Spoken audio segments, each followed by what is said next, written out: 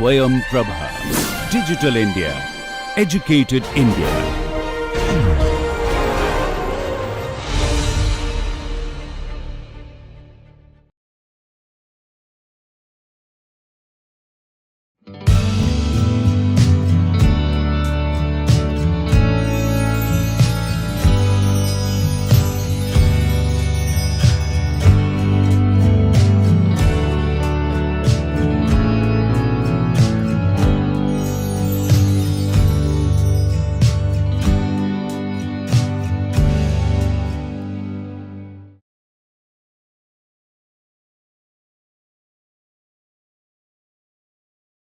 Hello friends, welcome back to the third lecture of our week number 3, where we are talking about the application of digital techniques in different measuring instruments or in different measuring methodologies.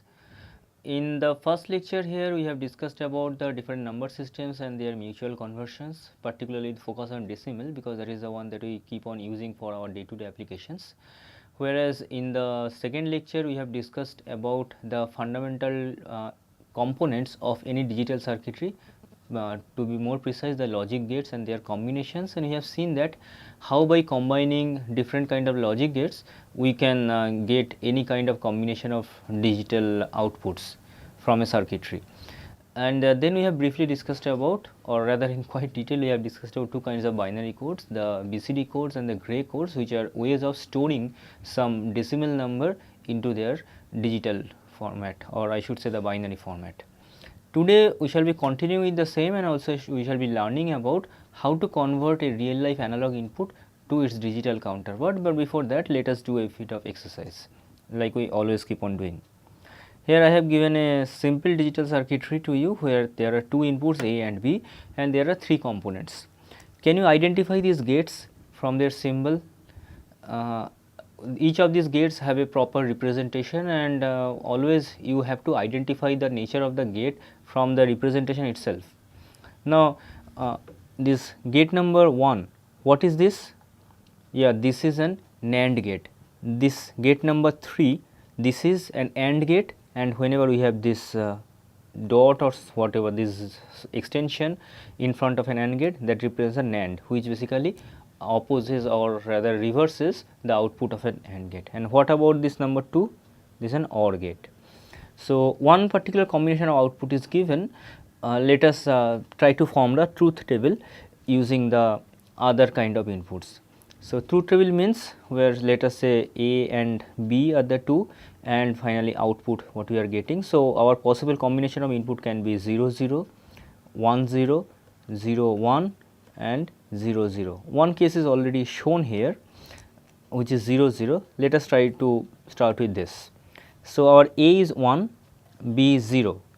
Both are supplied to both the NAND gate and the OR gate. So what will be the output of the NAND gate? Here 1 and 0, if we supply them to an AND gate, I am sure you remember that when both the inputs to an AND gate are 1, we get output as 1, otherwise we get a 0. Now it is NAND, which will actually reverse the output. Now here we have 1 and another 0, then the output of NAND will be equal to 1, so we are getting an 1. What about OR? Here 1 and 0 are supplied. If any one of them is 1, then we are going to get an 1. Both the 1s are going to an AND gate, so your output will be 1. So here your output is 1. We can write the first one, which is already shown, that is a 0. What will be the results if we change our output to, let us say, 0 for A and 1 for B? Then again they are going to a NAND gate, so quite similar to the previous situation, the output will be 1, similarly for OR gate it will be 1, and finally we are going to get another 1 here. And what about the final situation where both are zeros, or rather both are 1s? You have 1 for A and 1 for B. If we supply 1 and 1 to an AND gate, we should get 1, but this being a NAND, we are going to get a 0 here, or if I write properly, we are going to get 0. What about the OR gate? It is equal to 1. Actually it does not matter, because whenever one of the inputs to an AND gate becomes 0, final output will be equal to 0. So this is equal to 0, and this becomes our final truth table. Now what we can write in the symbolic math point of view about the nature of the output? So the output for our gate number 1, which is a NAND, that can be written as, if we write A dot B, that corresponds to an AND, and putting this over bar represents this NAND. What about the gate number 2, which is an OR gate? For this OR gate we can write A plus B, which is how we write OR. So, this is for gate number 1, is for gate number 2, and now they are both are being supplied to an AND gate. So, put a dot in between. This is what your output that you are going to get. And also looking at this truth table, you can clearly see that this is actually what we are getting is actually an XOR operation or an XOR gate. That is, by combining these three we can get operations similar to XOR.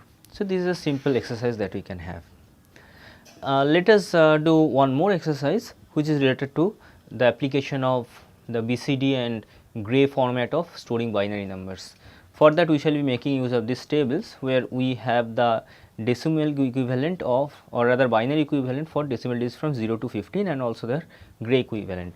Do not need to look at the right hand side of the table, the rightmost column of the table, because gray we can know how to convert a binary digit to corresponding gray equivalent. Let us take a random number. Let us say we have a number 783, then how in decimal. Then we can always convert this one to binary, but our objective is not to get the binary version of this, rather we want to get the BCD version of this, binary coded decimal. What is the idea of BCD? There we have to identify the binary equivalent for each of the digits. So, what is the binary equivalent for 7? Binary equivalent for 7 is 01111. Binary equivalent for 8 is 1000, and finally binary equivalent for 3 is 0011. So, that is how it is going to get stored in the computer memory if you want to store in BCD format. This is what you have your BCD version of this. By the way, the white spaces that we are maintaining, like this space here or this space here, in practical computer storage you will not get this. It will be more a continuous representation. Like if your bits are looking like this, these are the bits in your computer memory, then it will be 0 1 1 1. So, this first 4 bit completes the 7, and then immediately the next one will start to store 8, and then the next one will continue for the 3. This way it will get stored in a computer memory. Next is the gray version. We want to get a gray version for this. Now, we have discussed about the gray code, and we know that how to get the gray equivalent of decimal digits from 0 to 15. But problem is here our number, as long as we are dealing with a decimal number which is less than or equal to 15, we can immediately get a gray equivalent, which is there in the table itself. However, here we are dealing with a 3 digit number. Then how to get the gray equivalent for this? Now, here our number system that we have in the gray, here in each bit we can store decimal number from 0 to 15. Now, if we think about this from hexadecimal point of view, then we can also say that we can store number from 0 to 9, and also A, B, C, D, E and F, that is basically hexadecimal system. So, whenever we are dealing with a decimal number, first think about its hexadecimal equivalent, and then convert that hexadecimal equivalent to corresponding gray format. So, here 783 we have. So, let us first convert this to hexadecimal. So, we divide it by 16. So, once we divide it by 16, we are getting 4 and then 8, leaving us 15. 15 actually in hexadecimal sense is F. So, our remainder is F. Then we divide 48 by 16, we are going to get 3 and leaving 0, and then leaving 16 or dividing 16 by 3, nothing there, we are remainder of 3. So, this 783 in base 10 or base 10 we will be having its hexadecimal equivalent as 30F in base 16. So, to get the gray version we have to convert this 30F or each of the digits of this hexadecimal number 30F. We can directly convert that using the table. The other way, let us see how we can do this. First, let us see the binary version of each of these digits. So, what is the binary of 3? Binary of 3 is 0011, binary of 0, that is all zeros, and finally F. F does not have a BCD equivalent. I am just taking its binary equivalent of 15, which is 111, but this is not a BCD representation, because in your BCD it applies only up to this, in this portion. This portion there is no BCD equivalent, BCD is only up to 0 to 9. Here we are just trying to convert the binary equivalent of each of them to the gray. So, how to get the gray equivalent for this? First, remember the rules. The most significant bit will remain as it is, which is 0, so that remains 0. To identify the second digit in the or the occupant of the second bit in grayscale, we have to take the XOR of the first two. Here both are 0, so its XOR also will be equal to 0. Then 0 1 XOR will be equal to 1, finally 1 1 XOR will be equal to 0. So, next all zeros, so its gray equivalent also will be equal to 0. All ones, first one is 1, then if we combine these two, 1 1 XOR equivalent is 0, then we combine these two, it is 0, finally combine these two, XOR equivalent is 0, and this gives us the gray representation of our original decimal number 783. Again the white spaces should be neglected, they will have a continuous representation somewhat like this. So, this one is the BCD representation of 783, this is the gray representation of 783. Depending upon in which format you are storing the number, the same will go to the register of your computer or in the memory of this. So, we have seen now, or we know now how to convert a decimal number to its gray or BCD equivalent and store that in memory. But numbers are not all, rather there are several situations we have to deal with other characters also, and that takes us to the next one, which is the alphanumeric code. Another type of binary code, sometimes in even other number format also we can be stored, but these are alphanumeric code which all of you are very much aware about, or we always keep on using this, because just think about a computer or think about your mobile phone. It is not that always we are typing numbers, you are always typing texts.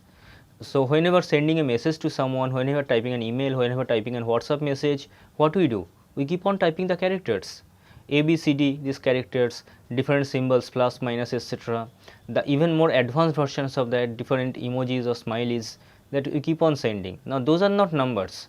Then we definitely have to convert them to corresponding binary format, and then only we can transmit that via the digital networks. So, that is what comes under this alphanumeric code category. There are several alphanumeric codes which have been proposed throughout the historical development of such digital networking. The most from the historical point of view, the first one I should say is the International Morse code proposed by Samuel Morse in 1837. Now, have you heard about this? This is how a Morse code looks like.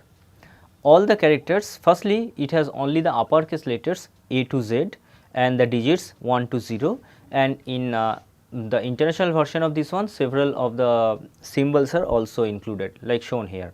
If you see properly, each of these characters can be represented by a combination of dots and dashes, like here the colors are given just to distinguish between them, but practically they all may be in black. So, there are dots and dashes, and the combination of these dots and dashes represent different kinds of characters, like A is given as 1 dot followed by a dash, and the number of characters to represent any corresponding character, number of characters in Morse code required to represent any normal character, they are not same. Like look at this E, here there is only 1 dot to represent E, whereas if you take any another one, say number 1, here we have a dot and then 4 dashes. So, they does not follow any particular pattern, this is just something that concerned persons have to remember. But have you seen or have you heard about any application of the Morse code? This is what that used to get used in the telegraph system. Now, in India the telegraph system has been abandoned, it has been withdrawn by the postal department, but it is still there in different other places of the world and also used in different other coding or communication systems, and that is what is used or what they use is this Morse code or the International Morse code. So, the biggest problem of this one is the non-uniformity or lack of any particular structure, like the number of bits required to represent different characters may be different. that lead to the next one, Bidot code proposed by E. Bidot in 1870. Here each character is represented by a 5-digit formation. Thus, just look at this particular portion. Here each characters are given 5 bits to be occupied with, and some of them will be occupied by black dots, some of them will be by white dots, and accordingly we keep on going. Again, there is no particular pattern between successive numbers, like look at A and B. A is having a single dot and followed by 4 white spaces, whereas for B 2 white space, then 2 dots and then another white space. So, no particular pattern, you somehow have to remember this, but its advantage over the Morse code is that each character occupies equal number of bits, which is 5. Then it kept on evolving these different alphanumeric codes. Different countries kept on using different kinds of formats. In fact, they still keep on using different kinds of formats, but there was a need of standardizing this, and so it came the ASCII, American Standard Code for Information Exchange, which is something which was used from the very early days of computers. It is a 7-bit code, thereby allowing a total of 2 to the power 7, that is 120 total characters can be represented. Here each character can be represented by a 7-bit formation, so a total of 127 characters can be considered under this ASCII format. Out of this 128 characters, 95 of them are printable. 95 printable, how we can get? We can have 26 uppercase letters, that is A to cap Z, then 26 lowercase letters, small a to small z, then we have 10 digits 1 to 10, and there are 33 symbols. Just one representation like this. These are the printable characters. You can see them and their corresponding binary equivalent. Each of these printable characters have got a binary equivalent, and that follows a particular structure. Like just try to see at what is 0. First 0, this is your 0 corresponding binary equivalent you see, and then when you move to 1, there is only change in one binary digit, which is the least significant bit that changes. Then the 2 is the next one, means once you add 1 with the binary representation of 1, you get 2. And the same way, look at the uppercase letters. What we have as A, if you add 1 to the corresponding binary representation, you get B. So, that way it allows some kind of mathematical operation. That means, sometimes we also write in this way, like if we write A plus say 10, then we should get which character? A is this, then 1, 2, 3, 4, 5, 6, 7, 8, 9, 10, we are at K. So, this way we can represent, but here actually A and K represents, and also 10 represents their binary equivalent, and this is sometimes we write in ASCII sense. Another interesting thing that you can observe, the difference between lowercase and uppercase letters. Whatever the position of the lowercase letters, each of the lowercase letters are equally positioned or at an equal distance compared to its uppercase counterpart. Actually, they are 32 characters apart. So, if we write A plus 32, means I am talking about the binary equivalent of A, and if we add the binary equivalent of 32, you should get small a. So, this way we can easily shift easily can shift or swap from one letter to jump from one letter to other, or rather one character to another one, and we can sometimes perform quite a bit of mathematical operations on them. So, this is what we have in ASCII character, but here 95 of them are printable. There are 33 non-printable characters as well, like none shown in this particular table. Here generally your machines are 8-bit machines, or rather they can be much higher bits also, but in 8-bit machines it is occupying 7-bit, and so 0 is generally is the one that is used as the most significant bit, like shown in this table. For all of them, the most significant bit is occupied by 0. This is a more comprehensive list, sometimes called the 1968 version of the ASCII code. Here if you check from starting from the first one up to this particular one, this entire first column, they are all non-printable characters, and you have another one here. the del, these are all non-printable characters. All these non-printable characters were used in the early days of the computers or development in digital instruments for performing different kind of control operations like the printers, etc. Most of them are obsolete, apart from just a few handful of them, all others are obsolete and non-relevant. These are the details of all these non-printable characters. Only a few of them like the line feed, carriage return, the delete, these are the ones that are still under use. Now, the how to use this ASCII character set. So, let us take an example. Say we want to write help. So, using your using the keypad of your computer or mobile, you can always type this HELP, but it is not stored in the memory of the device, or it does not get transmitted as this HELP, rather it gets transmitted in their corresponding ASCII binary format. So, what will be the ASCII representation for each of them, or ASCII counterpart? So, H, where is H in this? This is H. So, in the memory it will be stored as 0 1 1 0 1 triple naught, then comes E. So, this is your E, just 3 stages back from there. So, it continues like this with this A, E rather 0, I am writing in the next line, but actually it will continue just 0 1 0 1, then we have L, this is your L. So, it is 0 1 1 0 1 1 0 0, and finally P, just find P from there. So, this is P 0 1 1 1 0 0 0 0. It will be a continuous chain. Just because of the lack of space, I have written it comprising of 3 lines, but it is a series of digits, zeros and ones like this, 8 digits or 8 bits corresponding to each of your characters. So, total 8 into 4, 32 bits, 32 numbers of zeros and ones combining together represents your original word help, and this way we can form the ASCII counterpart for any of the printable characters appearing in this table. But one issue is that all the digits that are appearing, or all the characters that are considered in this ASCII set, they are just common characters to English, the upper and lower case English letters and or English alphabets and the digits. But there are several other languages and infinite number of languages and also characters that appears in the world, and therefore, ASCII character set is not sufficient to represent even several of the English language, even several of the European languages like French or German. They have several other characters also which are very frequently used, and if you want to include the Asian languages like Mandarin or Japanese, they have huge character set to be considered, or even the Indian languages. There are so many languages in India, each of them having a different script, or many of them having a different script. The script of the North Indian languages does not match with the script of the South Indian languages. So, each can provide certain new characters.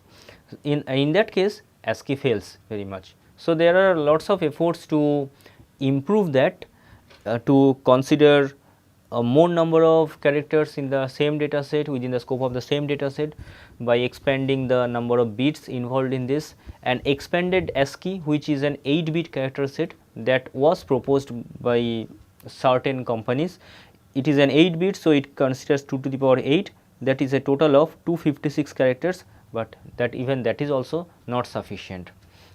Another character set that is quite commonly used, that is EBCDIC, or called extended binary coded decimal interchange code. It is an 8-bit code, so it can represent 8 characters using its binary format, and it is developed by IBM, and generally it is found application in IBM, specifically in IBM machines and by certain other companies, but strictly speaking its application is more restricted to IBM machines only. This is a kind of representation. I would not suggest you to try to go through this, because it is not a very of course IBM, it is standard for IBM, but it does not follow any regular pattern like ASCII. There is no direct correspondence between the upper and lower case letters, and also all the character that appears in the ASCII, even they don't appear in this character set, and therefore it has only limited application. and despite having double number of characters than ASCII, it still suffers because it can't represent all those other characters that are possible. So, effort was on to expand this alphanumeric code center by using higher bit systems. This ASCII and EBC DIC encoding and their variants suffer from the similar limitations like insufficient number of characters, which I have just mentioned, and their incompatibility between each other. All characters in ASCII does not appear in EBC DIC and vice versa. So, we have this Unicode nowadays.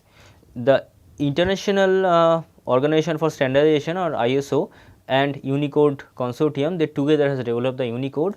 It is a 16-bit code system, that means it can represent 65,536 number of characters total, which generally involves almost all major languages that all the characters that appears in major scripts throughout the world.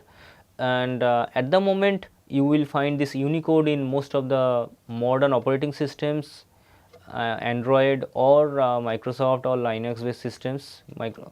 They all generally use Unicode nowadays, but that is even not sufficient also for certain languages. For certain characters appearing certain scripts still are absent in this Unicode, and there is always scope for further improvement. So, presently Unicode provides multilingual support, and also it incorporates several mathematical and technical symbols. Thereby, for all the technical writings we can easily use this Unicode, at least for the moment now. But the 16-bit itself may not be sufficient in future, and in next 5 years time you may find a modified version of the Unicode appearing. There is another kind of code I would like to mention very briefly, that is the barcode. I am mentioning this because I know all of you are very much aware about this. Barcode is a combination of several black and white lines simultaneously or side by side.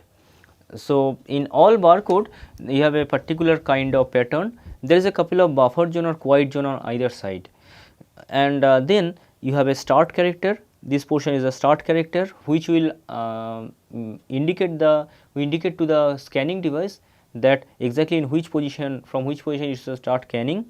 Similarly, the stop character here, which indicates the scanner exactly where to stop the scanning, and then you have the data message in between portion, and we have a check digit which generally checks whether the reading is correct or not. Barcodes, you will find there are 4 kinds of characters. There is a narrow bar and wide bar, and similarly narrow space and white space, or you can think this way: there are black lines, there can be thin or they can be thick. Similarly, white lines can be thin or thick. Generally, the ratio of their thickness varies in the range of 1:2 to 1:3. Quite often you will find the ratio as 1:2.5 to be an optimum one. I will not go into the detail of how barcode came in or exactly what are the formats, and because there are several kinds of standards for barcode, this is just one of the formats. Generally, in each barcode you will find there are 7 parallel lines to represent each character. This is one representation. Just look at one. There are 2 white lines, then 2 black lines, then 2 white lines again, and finally 1 black line. That is 1. Look at 6. There is 1 white line, 1 black line, then another white line, and then 4 black lines together. This portion, there are basically 4 black lines together. Or look at 0. What you can find? There are 3 white lines in this zone, then 2 black lines, then 1 white, and then another black. So, this way the different characters can be represented in the barcode. These are just digits in one of the standard systems. Similarly, any kind of alphabet can also be represented here, and that is something that you are very much aware about. You can see the application of this one whenever you go to some kind of shopping where they keep on using this. So, this is about different kinds of binary codes that we keep on using. We have learned about BCD and gray codes, which are used for storing numbers or digits in the binary format, and we have discussed now about the alphanumeric and also the barcodes. But now we have to check exactly how we can convert a real life decimal signal, or I should say an analog signal, to corresponding binary format. So, let us move to the analog to digital conversion. In any analog to digital converting instrument, you will find there are generally two steps. The analog signal that you have, or I should say there are three steps. First, there is a sampling step, that is a analog signal. From there certain specific number of data points are collected, which is called the sampling. Thereby the continuous signal, this continuous analog signal gets converted to discrete signal, where a particular number of generally a specified number of data points are available over a period of time. And then using that quantized data, the sample data, we get a quantized sample, quantized signal, which is performed by this quantizer. The digital instrument generally performs this quantization operation, and then we have the encoding. So, in the quantization step, the analog signal is broken down into series of finite states, and then during encoding a number or a digital word, generally a number, is assigned to each of those states to get the final corresponding digital output. Like the example shown here, you have the analog signal at the top, and during the sampling step we have collected a particular number of data points. Depending upon the resolution of your instrument, depending on the sampling speed of the instrument, we can collect a particular number of sample, which are then quantized and encoded to the concerned format that we want. Here one important thing, without going into the detail of the electronics, the frequency of collection of the signal or the sampling speed itself is very important to ensure the correctness of the data. To prevent aliasing, which is actually the frequency of outside the desired band appearing within the bandwidth of interest, we need to ensure that the signal frequency is less than half of the sampling frequency. Preferably we want the sampling frequency to be much higher than the signal frequency.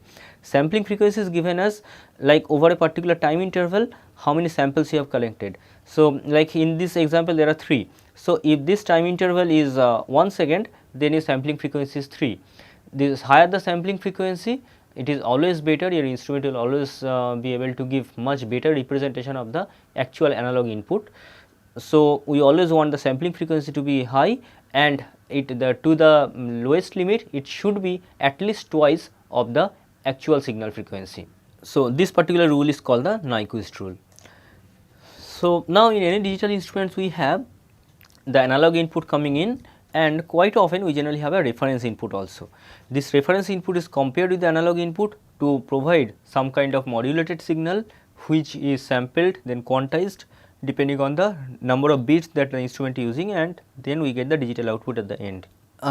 General input voltage, let us take an example that our instrument is able to operate within the input voltage range of 0 to 10 volt, and we are having a 3-bit AD converter. AD converter is this particular way we represent analog to digital converter. Similarly, DA converter, D/A represents digital to analog converter. Another way of writing this is, we shall be using this format very soon, ADC, that is analog to digital converter. Similarly, this is also written as DAC, digital to analog converter. So, we are using an 3-bit AD converter. So, 3-bit means how many levels it can allow. 3-bit means how many correspondingly how many decimal values that we can allow. So, we can have 2 to the power 3, that is 8, that means 8 levels can be allowed within this range of 0 to 10 volt. So, if we divide this 10 volt by 8, what we get? We get 1.125 volt.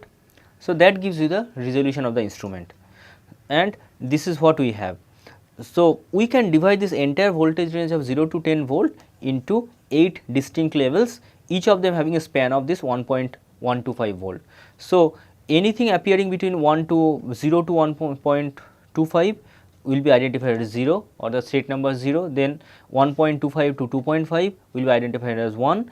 This way finally, anything appearing between 8.75 and 10 volt will be identified as a level number 7 or state number 7, and then convert all these 0 to 7 into their digital equivalent.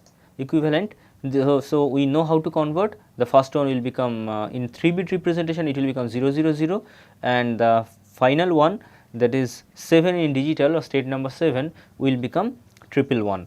This is how we get the digital equivalence of the original input signal. So, the input signal that you have provided in 0 to 10 volt, as our instrument is 3-bit. So, we are converting that to 8 different levels, and we are getting the equivalents for anything appearing between say in this range of 3.75 to 5, we are getting this the digital equivalent as 0 1 1. Let us say your input signal is 6.391. So, exactly in which level it appears? 6.391 appears in this range of 5. So, its digital equivalence will be 101.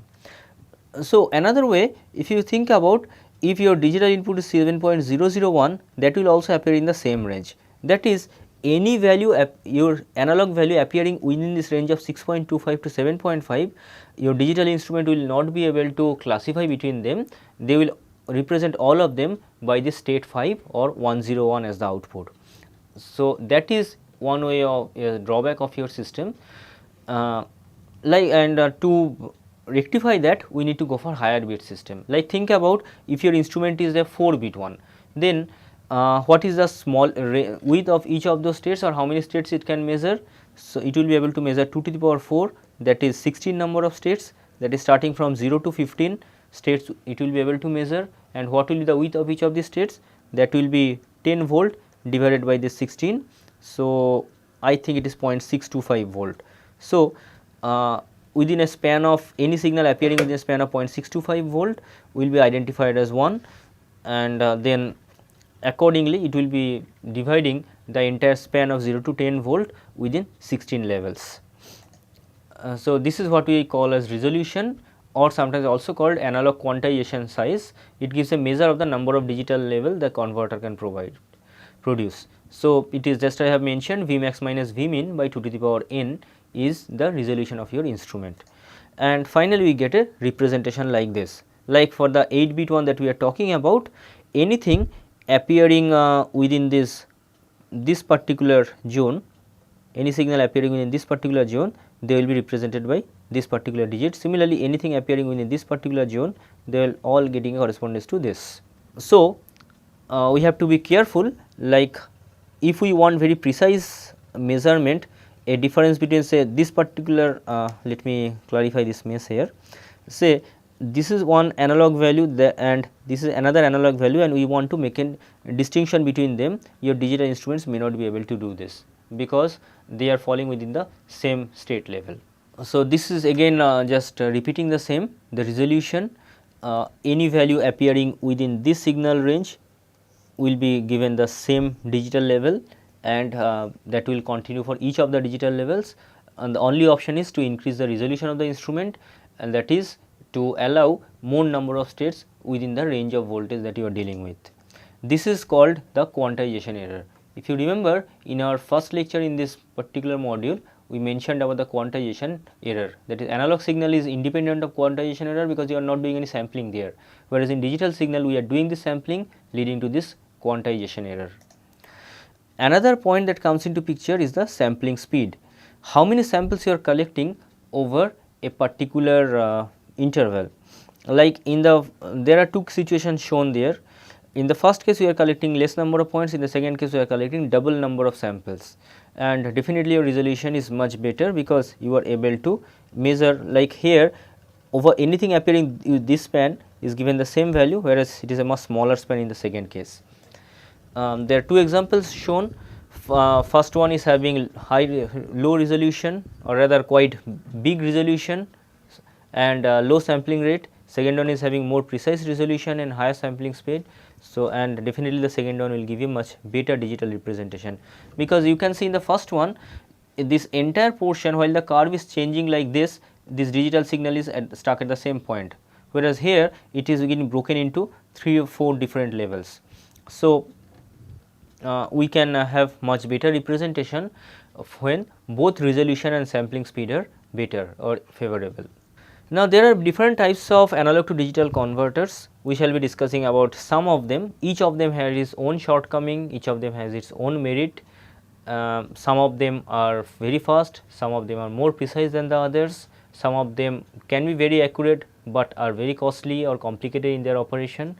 So, let us just quickly check the way some of them are operating. First one is the digital ramp ADC. In this is the circuit diagram for this. At the moment, though, there is no need to go for the circuit diagram. The digital ramp ADC is a very simple one, but it has several limitations. It is probably the first in this line. here we have a free running binary counter. So, we have a, this is the counter, like the diagram that is shown here is of an 8-bit thing. So, you have a free running binary counter. Free running means like initially the counter is set as all zeros, then it changes the first digit to 1, and then after a particular time interval it again changes to 1 0, then again the same time interval apart it changes to 1 1, and this way it keeps on changing 0 0, this way it will keep on changing without any control. So, this is what we refer by a free running binary counter, and the output from this free running binary counter is supplied to a digital to analog converter. How it is done, that we shall be learning in the next lecture, that is the digital to analog conversion. But the output of this free running binary counter is supplied to a digital a DSC or digital to analog converter, and the output of this DSC, this particular one, is directed to a comparator where it is compared with the actual analog input. So, as long as your analog input is higher, then the counter will be allowed to run. But whenever the output of your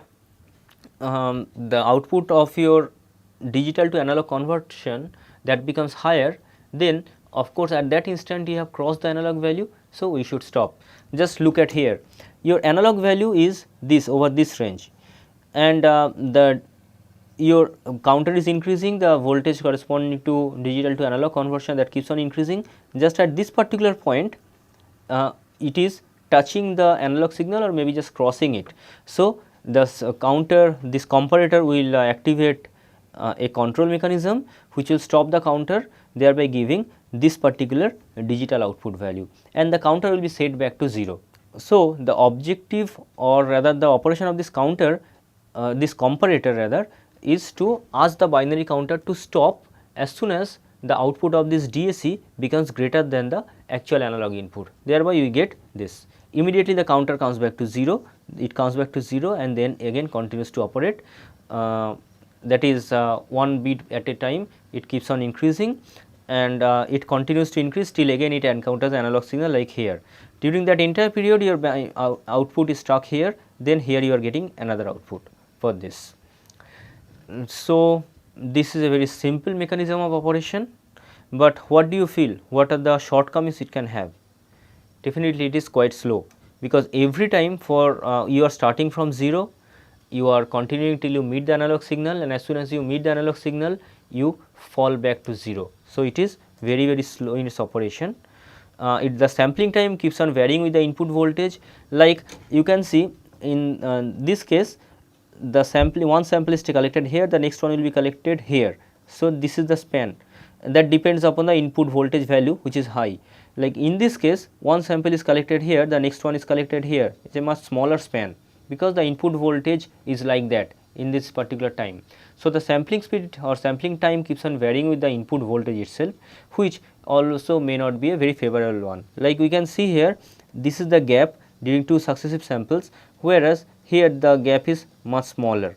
In several applications this can be quite disastrous. So, we do not want this to happen in many practical applications. So, one big problem for this digital ramp ADC is it is slow, and second is this varying sampling time. It is really slow, one of the slowest among all the ADCs that we are discussing, but advantage is it is very simple, it is cheap and easily operatable. Next we move to the single slope integrating ADC. In the single slope integrating ADC we have a capacitor, this is the one. This capacitor is charged by a constant current till the capacitor voltage reaches the analog input. That is the output of this capacitor is supplied to this comparator, where it is compared with the actual analog input which is there, and as long as the analog input is smaller, the capacitor is allowed to be charged till they reach the output voltage. When the comparator output becomes high, the capacitor discharges back to 0. That results in a sawtooth waveform just like this. Over this the capacitor output is increasing, capacitor is continuously becoming charged, so voltage of the capacitor also increasing. Just here it meets the analog signal, so that provides you first digital output and capacitor immediately discharges to 0. And again it continues till it meets another the analog signal again, thereby providing the second one. So, we get a sawtooth kind of waveform, as the output of this capacitor voltage. In the previous case, if you remember, you had a staircase kind of configuration, a staircase kind of output going to the comparator, whereas here we have a ramp or we have a continuously increasing one. So, the time taken by the sawtooth waveform to exceed input is measured with a digital clock, and the time required depends again on the input voltage, and also it depends on the combination of the corresponding circuitry, that the value of the capacitance, corresponding resistance, the reference voltage also which is there with the capacitor itself, it depends on all of them.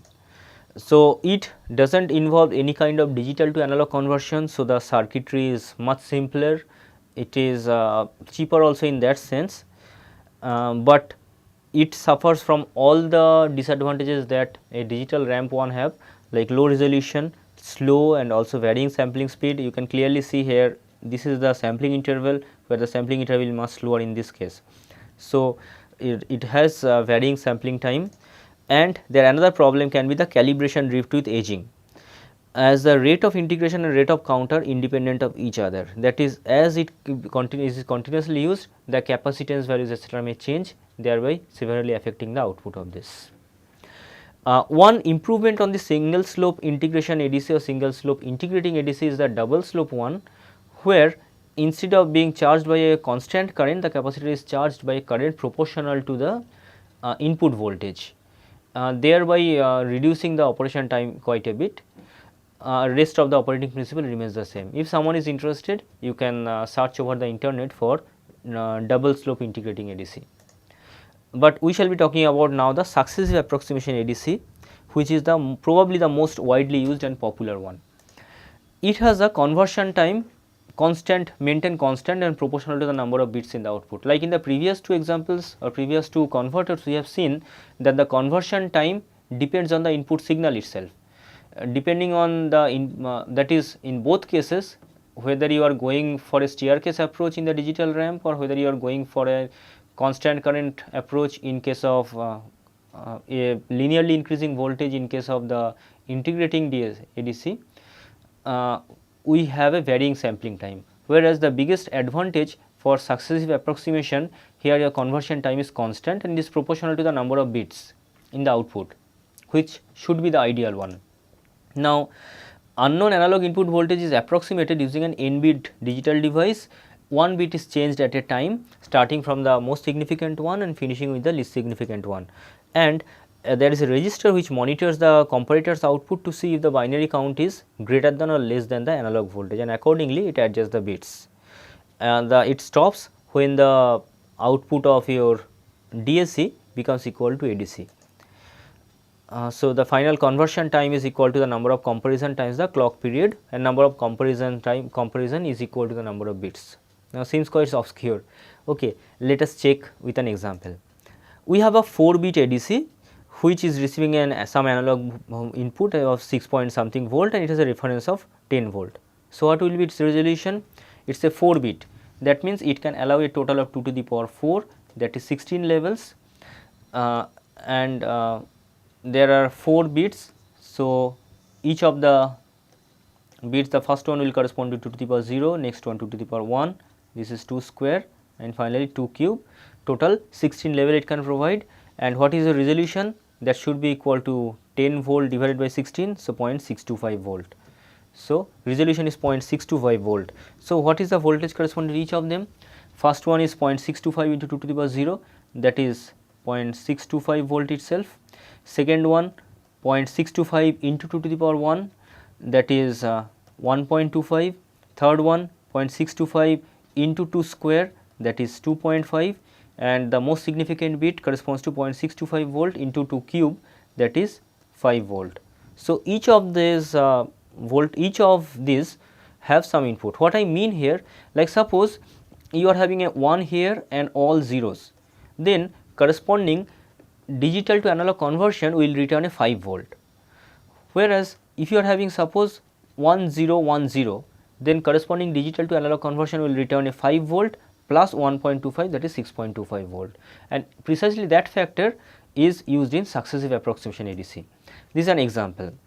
Here the output that, or rather the analog input that we are trying to convert is this. So, we start from the most significant bit, we set all these bits to be equal to 1, or that the register of the instrument sets all of them to be equal to 1, and we start with MSB.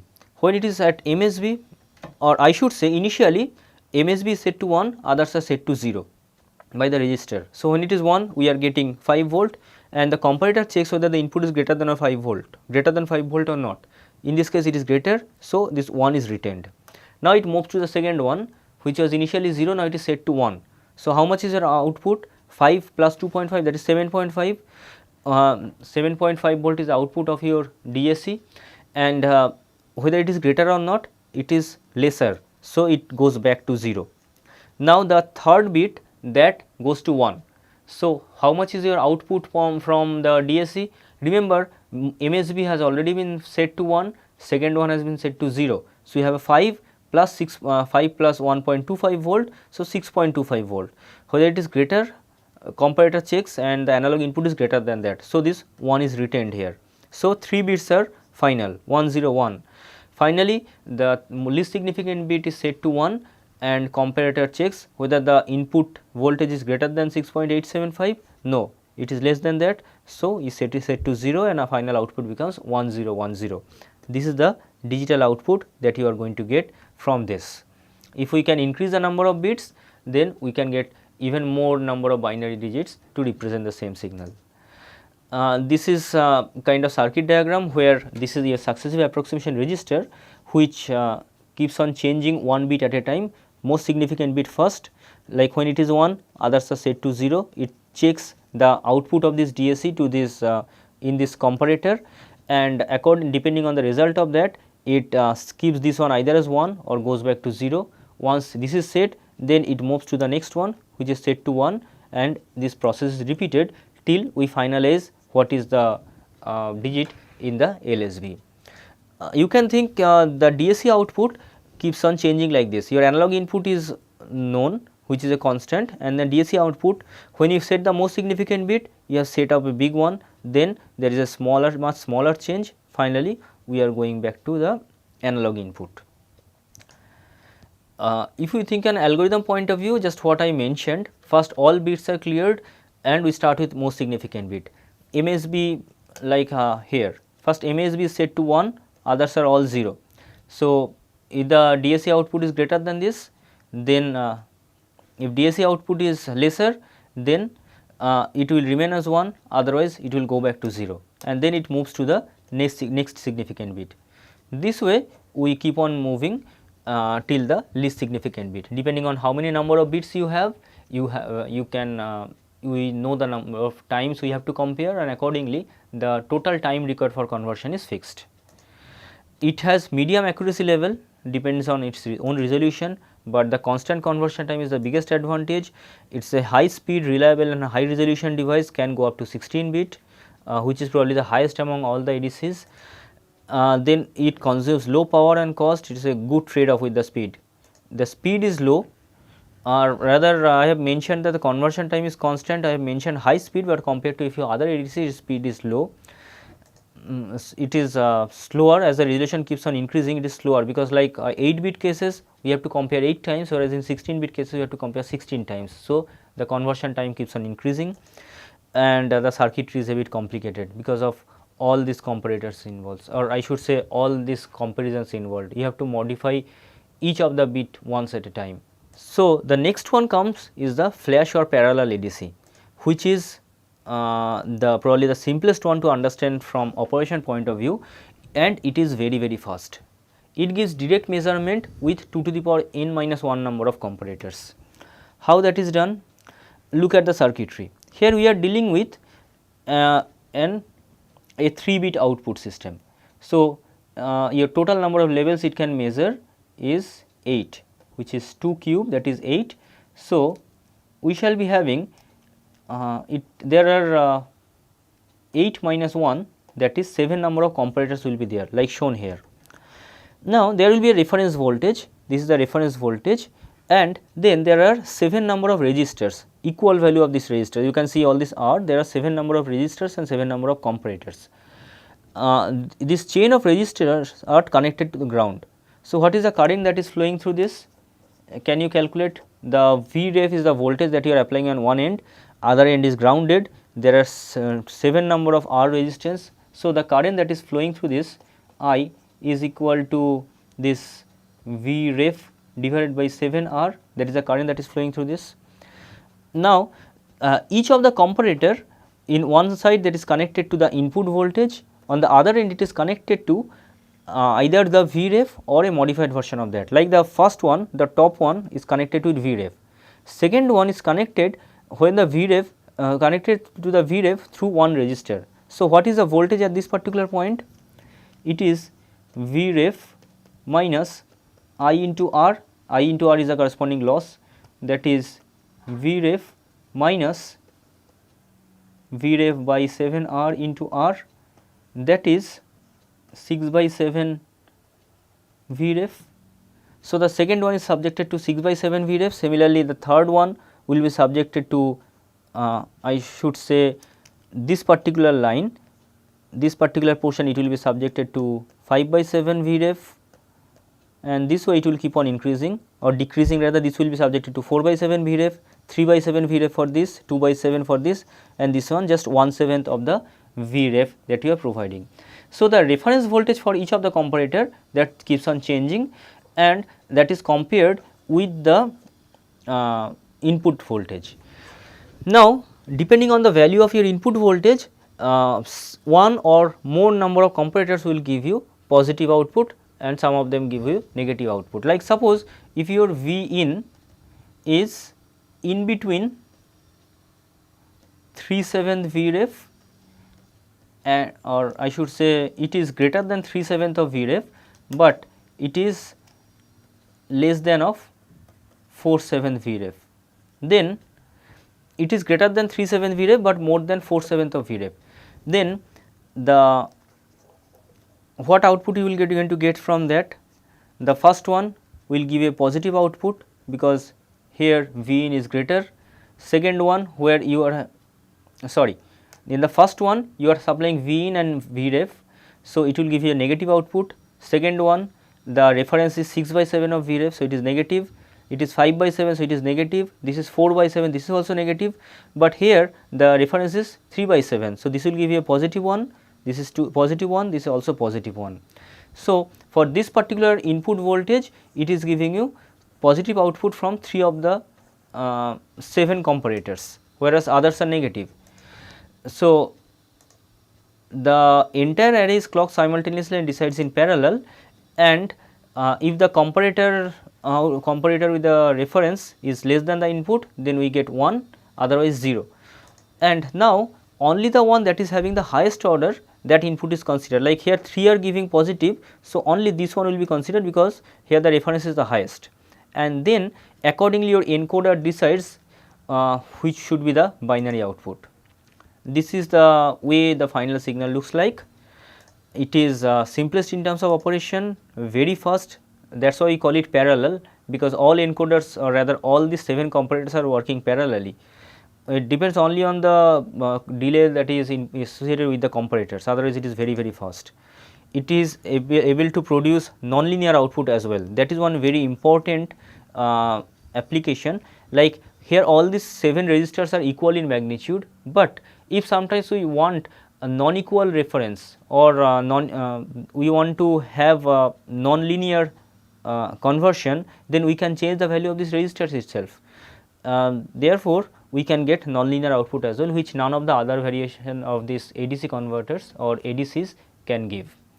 But its resolution is quite low, expensive and most component intensive, because like in this case for a 3-bit output we are needing 7 number of comparators, whereas think about if you are talking about an 8-bit conversion, then you will be needing 2 to the power 8 minus 1 number of comparators. So, number of comparators keeps on increasing rapidly with the number of bits, output bits. Accordingly, it becomes expensive and very difficult to design, and the power consumption also will keep on increasing.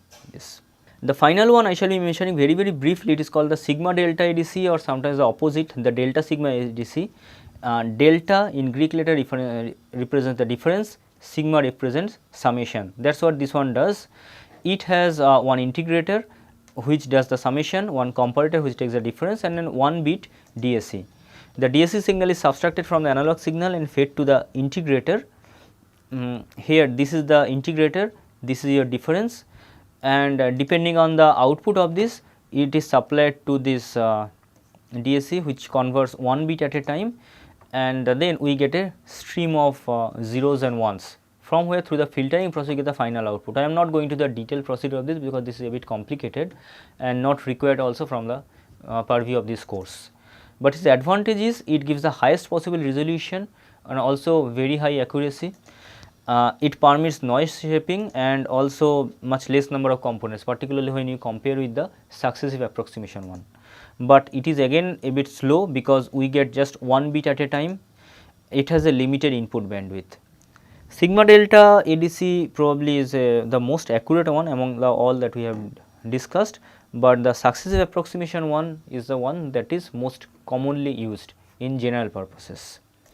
So, that takes us to the end of the day, where we have discussed about the alphanumeric and bar codes, and we have discussed the principles of AD conversion, the role of the resolution and sampling rate, and finally, we have discussed about different types of ADCs. We have discussed primarily about 5 different types of ADCs: the digital ramp, then the integrating ADCs, successive approximation ADCs, flash ADCs, and also the sigma delta ADCs. Flash or parallel ADCs and successive approximation, these two are the most popular one, whereas sigma delta is the most accurate one. So, that is it for the day. In the next lecture, which I hope to be a smaller one, where we shall be discussing about the other process, that is the digital to analog conversion, to finish up this particular week's work. So, thanks for your attention. We shall be meeting very quickly.